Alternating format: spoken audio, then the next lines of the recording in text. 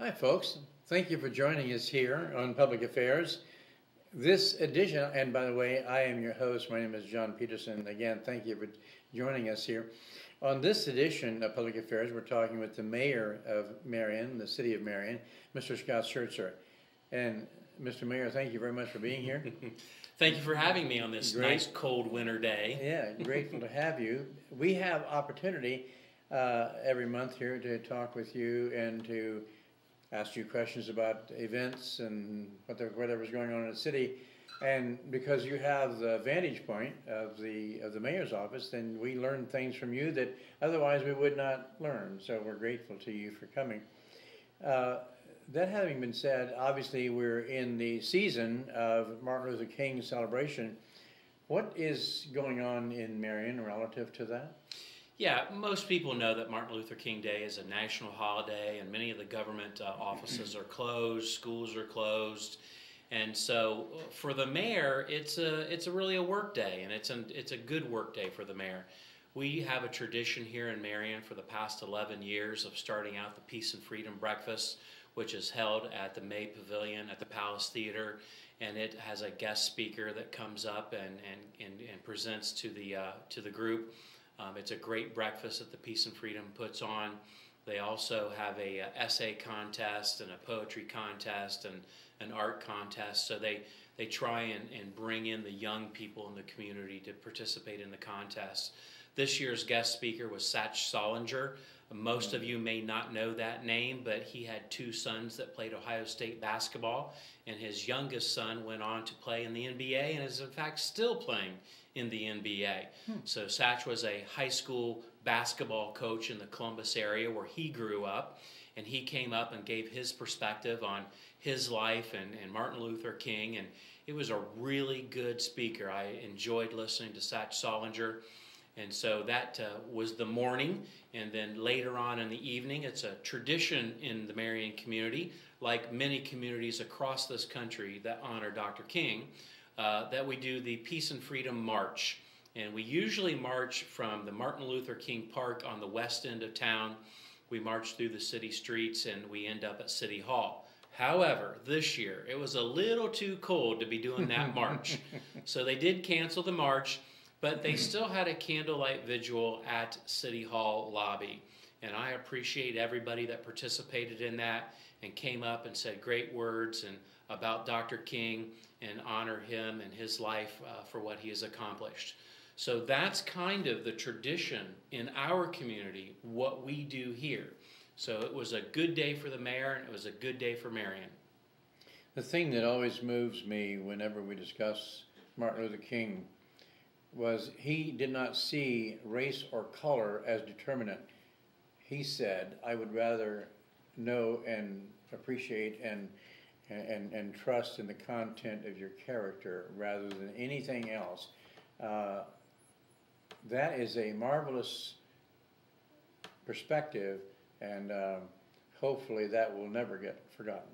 Well, a reoccurring theme this year that sticks in my mind that I heard over and over again on Monday was his quote, and I will only paraphrase, but he said, if you can't fly, run. If you can't run, walk. And if you can't walk, crawl. Yes. To continue to moving forward. Yes. And that was an impactful message for the young people in our community. Yeah, that is so good. And this country is so much richer as a result of his life. We're in the middle of winter, and obviously the city I know has to do with snow removal, and we've had more than usual. How's that all coming on? Yeah, this winter compared to the last couple of winters has already been one of the harshest winters we've had in a few years. And as your viewers may know, that snow removal in the city of Marion is one of our responsibilities. And we have gotten a lot of compliments from our snow removal program in the city with the most recent snows. And yes, we've gotten a few complaints that we always tend to those complaints when they come in. A lot of times what happens is we'll plow the city street before you shovel your driveway. And then there's that little mound of extra snow down there. Yes. Unfortunately, there's not a lot that we can do about that. Yes. But Scott Kurz and the snowplow crews have been doing a great job of staying on top of it. We had a little bit of a wind in this last snow event, so there was a little bit more drifting in the city than we normally get. Normally you see that drifting occur more in the country, so the county has to deal with the drifting problems. But we have 5 large trucks and 4 pickup trucks with snow plows. All of them go out. Oftentimes what you'll see after a snow event is you'll see 3 plows working together down our main thoroughfares. For example, Delaware Avenue, they'll all be on one side plowing in tandem with one another. That's a very efficient way to remove the snow. Unfortunately, with the frigid cold temperatures, the sub-zero temperatures that we've recently experienced, the salt doesn't work very well when it gets too cold. So we've been very judicious about spreading too much salt on the streets, because it takes a little bit of Mother Nature and the sun coming out and a little bit of traffic in order to activate that salt and get it to work. So a lot of folks will say, you plowed my street, but you didn't put any salt on it. In a residential street, it doesn't get enough traffic in order for us to put a lot of salt down. We'll do it at stop signs and at intersections and upgrades so you don't slip. But the guys have done a great job, and even the gals, because we've got a couple gals that are doing it as well. And we are in good condition with the salt. But this is the time of year after a snow event where we have to put an order in for road salt early to get it. Now, I did see where it's supposed to be 45 degrees in the next couple days. So this snow may all be gone. But that's when we'll get the delivery of our salt to restock our salt shed to prepare for the next snow or ice event that comes to our community. So I know that you buy a large amount of salt way ahead of time, and so obviously the salt supplies are quite adequate. At this point in time, they are adequate. But again, all municipal governments, township governments, county governments in the state of Ohio, they all need that salt at the same time. And then that supply and demand is where we have to be careful. So we got to get those salt orders in while it's snowing for when it's not snowing so they can do the delivery of that. So we really have to stay on top of it, and that's the job of our street superintendent to do that. So speaking of the streets, in the sub-zero temperatures, wind chill issues, very cold weather we've had and continue to have, that freezing and thawing is just murder on the streets, and so that gives rise to potholes and damaged streets. Is that a significant problem? Well, I think it's always a problem with the kind of infrastructure that we use here in central Ohio. There's no way to get around the freezing and thawing and the pothole monster, as I like to call them this time of year. Probably the best thing for you to do to report a pothole on any city street is to call the city garage.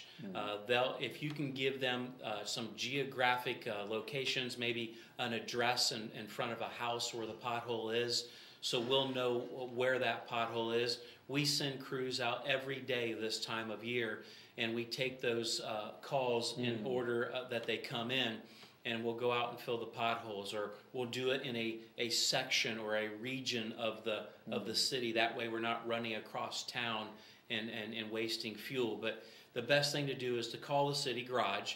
You're welcome to call the mayor's office. I always tell people that. But to be the most efficient to getting that pothole filled, call the city garage and let them know, and they will take care of it right away. And I'm assuming that because of the cold and it's winter, that those patches are probably temporary, but I'm assuming they keep a log of that, and then they come back in the spring and make it a permanent patch. That's exactly right. We often refer to it as cold patch. It's not meant to be permanent. It's not going to stay permanent because of the temperature of the ground and the air out there. So we do a temporary patch, and then we come back in the spring when the ground temperature rises, and we do a more permanent patch in those areas when need be. Another thing to be cautious of is the fact that sometimes in some of our residential neighborhoods, those plows get over into your lawn a little bit. Yes. Unfortunately, that can't be helped no matter how hard we try to stay out of your lawn. When we do that, we'll come back in the spring and we'll fix that with some fresh dirt and some grass seed. I do apologize in advance, but some of our residential neighborhoods have what we call rolling curbs. Yes. And it's hard for those plows to stay in that rolling curb, and it gets up on top of it, and you don't know it, and the next thing you know, you're scraping off a few inches or a few feet of somebody's front yard. But we will fix those. Yeah, you can't. It's just snow covered. You can't tell. You spoke of spring, and one of the things about that were the resurgence of projects we have going, and one of those, the George Street Sewer Project, could not be finished because of the advent of winter here. But I think I understand that there's some work still going on in Bethesda. Yeah, that's right. You mentioned spring, and I can't wait for it to get here. So, but Groundhog Day is about a couple days away, and then Buckeye Chuck will tell us exactly how much more winter we have. But we've said all along that this project was going to lapse over into 2018, and it has. And they're going to do work whenever it is possible for them to do work on George Street. So you may see them working some days, and you may not see them working other days depending upon the weather conditions. The construction foreman makes that call on when to bring in the crews to do work, but they'll do as much as they can throughout the winter, and then they'll wrap that project up this spring. Wow, that's actually encouraging. And when we start talking about spring, I know there's a lot of projects that planned, and we'll talk about that in a minute. But to begin with, before we get too far away from January, that's customarily a State of the Union address experience. We watched the president give us a speech. And I understand there's also a State of the City speech that you give. Can you enlighten us more about that? Yeah, and I think that really falls in line with the tradition of the State of the Union. The governor gives the State of the State address. It's been tradition since I've been involved in municipal government that the mayor deliver a State of the City at the last council meeting of January, which is about a week away from now. So what I like to do is recognize some of the accomplishments of our departments from last year, just so the public knows how hard they're working, how many squad runs there are, mention the impact program and the events that they do, but also to take a look forward into 2018 and begin to plan for some things that we hope to accomplish in 2018. The State of the City comes at the end of the council meeting on a Monday night. It's open to the public. Council meetings start at 7:30. They'll go through their regular business. Then I'll go up to the where the council president sits, or the judge normally sits, because we're in the municipal court's courtroom. And it's usually about a 10-minute State of the City. Any longer than that, you start to lose your audience. So yeah. I don't like to go too long. Yes, very, very good. This could be kind of interesting to look forward to hearing. So we talked just a moment ago about this is now January, and planning is going on for the spring and summer. What are some of those plans, and what does that planning look like? Well, what we do in the winter months is we begin to think about what our sewer projects are going to be. We do spec and bids for the engineering and the design of those sewer projects. Then we'll do spec and bids for the contractors that will actually come in and do the work. They'll start to lay out a schedule of when they hope to start and when they hope to finish. And that's taking place right now. We also start to think about what streets are we going to resurface for next year. We have to apply to the county for the permissive auto tax. That's that little sticker that you get on the back of your license plates. You pay a fee every time you do that every year. The city and the county kind of split that money up. And so we use those dollars for our street resurfacing. We normally spend somewhere in the neighborhood of a $750,000 to $1.5 million, depending on other grant possibilities that we have for street resurfacing. And then we'll start to think about which streets need to be milled off and a new layer of asphalt put on top. So that's a total mill and fill, as we call it, for the city streets. And we're thinking about that right now. Good. So you use the term spec and bid, and probably all the viewers know that. But what they might not be aware of is that the city engineer actually gives the specifications for what should be done, and which informs the contractor as to how to bid or what to bid on. So obviously the city engineer has an extremely important role to fill in all of these projects. Yeah, there's no doubt about that. What he does is a cost estimate on what it's going to cost for us to do a mill and fill on a particular street. And there are things in the city that we have to take into consideration that they don't have to on a state highway or a county road. And those are things like manhole covers, because there are special things that they do around a manhole cover when they do a mill and fill. Or we have catch basins that catch the storm water. That adds additional cost on top of those mill and fill street resurfacing programs. So the city engineer does a cost estimate, so we kind of have an idea that when the bids come back to do the work, that we know how to budget and we know how many streets that we'll be able to do. Sometimes we get lucky and those bids come in lower, and maybe we can do a little bit more of a street or add a street on to that. But typically, you know, we can do anywhere between, you know, 8 to 16 streets is what we like to say. That's what we shoot for. But again, it depends upon how much money we get, and we take that money from various areas. Some are grants, some are your gasoline tax, some are your permissive auto tax. We compile all that money together, and we put a budget forth for the mill and fill program. These street projects, I know from the discussions that you and I have had before, that there is a priority as to which streets get done, when and how. Perhaps our viewers it'd be nice to refresh this, exactly what that priority is to how the streets, what is the priority by which streets are done? Yeah, well, one of the first things that we tend to look at is what's the condition of the street. You know, there may be a street that we just paved 10 years ago, but it gets an extreme amount of traffic on it. So the condition of it has deteriorated over the 10 years. We look at the base of the streets, because the base underneath the asphalt, something that we don't even see or even think about, if the base isn't solid to hold the weight of the vehicles and the amount of traffic, we have to go deeper into that mill and fill program, and we have to fix the base. Yeah. So that's what we do, is we look at the condition of the street. Then we tend to look at when was the last time we paved that street, how much traffic do those streets get? And so we create the list through those three criteria. Interesting. I imagine that many people are planning activities for this spring and summer coming up. We are always looking forward to having new business come into the city and certainly the county. Any new business on the horizons headed this way? Well, we're seeing a lot of activity in downtown Marion. The Downtown Marion Inc. group has just done a phenomenal job over the past few years. Now that the economy has recovered, we're seeing our first new restaurant open up downtown. We've been talking about new restaurants opening up downtown for months now, and we know that 4 of them are coming. So the first one is opening up. They're kind of doing a soft opening right now. They're called Trace, or 3 Trace, in the old Maury's, if you're familiar with that, on South Main Street.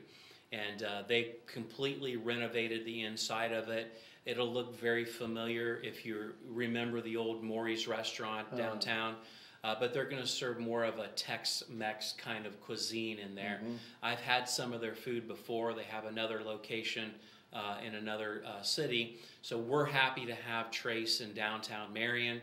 We know that Amato's Pizza is going to be in full force renovation of Park Place. We hope that Amato's is going to be able to open up sometime by mid to late spring of this year. And then there's 2 more restaurants that we're kind of waiting. There's a lot of renovation to be done in some of these old downtown buildings, especially when you're putting a restaurant in and it was something different before. So you have to have the right ventilation, fire suppression, and other things that they're taking care of right now. So we're on track to open up 4 new restaurants this year. That's exciting. And we're seeing that same kind of excitement in other areas of our community. The expansion program at Poet Biorefinery is going on right now as we speak. A lot of contractors out there. We're actually talking to another company that's looking at some space out there by Poet, and we hope that we'll be able to attract them. That'll be a new business. You've got Nucor Steel. They're going through some of their renovations and their investments in their plant out there. That's a 100-year-old micro steel mill here in Marion, Ohio, opened up in 1917. So it's a very important employer in our community. Both Poet and Nucor will bring a total of somewhere between 40 to 50 new jobs. We're seeing jobs all over the place in this community, and that's why workforce development has become so paramount for this community, to make sure that young people can get the kind of training that they need for the jobs that are available in our region. You just brought up a subject or a phrase, workforce development, and against the backdrop of new business coming into our community. I know there's a process. New business just doesn't happen, but people who are looking for a place to either build a plant or open a new business or whatever, there's a process by which they find places like Marion. Describe that process to us. Yeah, so normally what happens, we're in the Central Ohio Economic Development Region, and it's called Columbus 2020. It's about 11 counties that are a part of Columbus 2020, and Marion is obviously one of those. So we work in conjunction with them, with our local economic development organization, which is Marion Can Do. So they work hand in hand. A lot of these companies that are from out of the state will contact the regional economic development directors, and they'll have specifications that they're looking for, whether it's a geographic specification, a particular kind of workforce, and then they'll push those out to the 11 county economic development directors, and then if we have the specifications they're looking for, then we start a relationship. They'll do a site visit to see what we have here in Marion. We've had a lot of those site visits, and that's why a lot of companies are looking at us right now, because we have so much to offer with the RAMTech program, Marion Technical College, Ohio State University Marion, and we have a great workforce development program that all those institutions are willing and able to work with any company that says, I need a specific kind of workforce to do a specific kind of skill. Tri-Rivers and Marion Technical College are probably the two best institutions to work with a business that's looking at us. And let's not forget the old Ohio Means Jobs. Yes. They're awesome folks here. They'll work side by side with a company that's looking to hire 10, 20, 30 or more people, and they'll assist in that hiring process in Marion. I think one of the praises that we would continually sing of, and that is the wisdom of creating this workforce development program as an attractant to new business. That was one of the most brilliant things that was done. Yeah, and this all lends to collaboration and cooperation. I've said it many times before. It's at an all-time high in the Marion community, and that's what we need. Is we need everybody pulling in the same direction in order to move forward. I know pulling and move forward doesn't sound quite right, but it's a movement forward when we all pull in the right direction. Some pulling, some pushing. Yeah. So, but that's great, and we have had some successes lately, and we anticipate more successes in the area of economic development, because that's good for the whole community. And that workforce development, as you know, came on the heels of the Marion Made campaign. Yes. And actually, I'm working right now with the Marion Community Foundation to make the Marion Made campaign the official city motto, if you will. Yes. And getting council to pass a resolution making it part of the city's motto. Marion Made in Ohio being the workforce development capital of Ohio, and that has sent out a message across the state that has brought people to this community. Marvelous, marvelously good. We drive around the city, we see police cars, whatever, and we seldom think about the challenges and whatever. How is the Marion police force? How are they prepared as we enter the new year? Well, I'll tell you what, we just brought on 2 new police officers. One of them was able to hit the street immediately because he had the APATA training necessary for the state of Ohio to be a peace officer. And APATA stands for Ohio Peace Officers Training Academy. That's what you need. So he hit the street as soon as I swore him in. Another officer has to go through the training. So we're probably not going to get that officer on the street until June or July. So the training takes that long? It does. We often send our officers down to the Highway Patrol Academy because they run more classes than other institutions might. We've sometimes piggybacked on the Columbus Police Academy to get our officers trained and get them up here quickly. But we work in conjunction with other law enforcement agencies throughout the state when it comes to training our police officers. And it's been very helpful and appreciative of the Columbus PD and the Ohio Highway Patrol. But we just swore in, I think, our third or fourth female police officer. Oh, really? And she is the one that has to go through the training, and then she'll be on the street later this summer, as I said. But we're starting to see more females come into the law enforcement field, and that's always a good thing when you can have a diverse police force. And of course, you know, they all fit well with the impact program. Lieutenant B.J. Gruber, we've talked about many times, is having cookies with a cop at the McDonald's on North Main Street. We appreciate McDonald's North Main of hosting that particular event there. The success of this program, other companies and other businesses want to be a part of it, and we appreciate McDonald's on North Main. So we have talked about a number of things, but I think if I can recap here, one of the most important things, or I should say, one of the most encouraging things is Marion Made is going to be a national motto. The workforce development program with OSU, Marion Tech, Dry Rivers, all working together to provide a workforce for a company that's looking for a place to relocate or build a plant or whatever, or even ramp up what we have here now. With all of this in place and planning that you've outlined here that's already been going on, we have a large amount of good things to look forward to as we're entering 2018.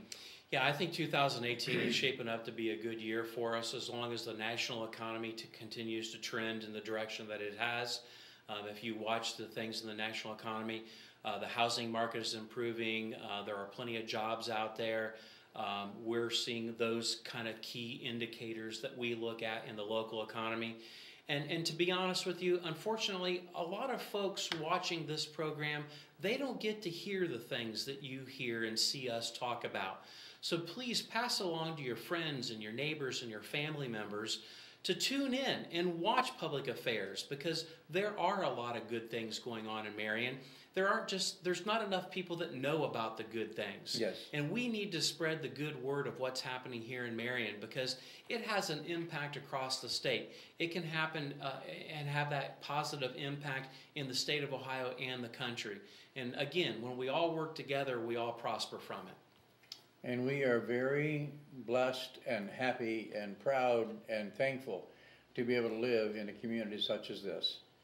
Absolutely. And we're also glad and happy and thankful for you to come and share this insight that you've given here tonight. And also thankful to you folks. And by the way, thank you for coming. Thank you. Again. and thank you folks, our viewers. This program is put together to inform you. We are grateful that you have chosen to spend your time with us. Thank you very much. I am your host. My name is John Peterson.